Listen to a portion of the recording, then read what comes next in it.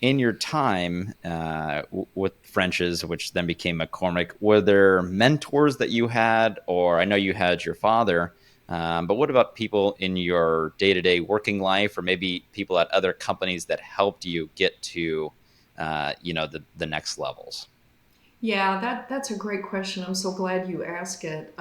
Look, nobody nobody gets to success without somebody or Right. somebody's, helping do that. I was very fortunate to have people who expected a lot out of me and Hmm. believed I could deliver it. That's Wow. more what, sort of advocacy and allyship look like for me. And I started to recognize that it's pretty hard for people to argue with the numbers. Like when you're in sales, and I did make that transition about halfway through my career with French's. My first assignment as a salesperson was to take over um, corporate distribution, Cisco corporate, Right. US corporate, Dot Foods, Unipro. My first job was to go to Houston, you know who lives there, Wow. and cut the program in half. Cut the corporate program in half.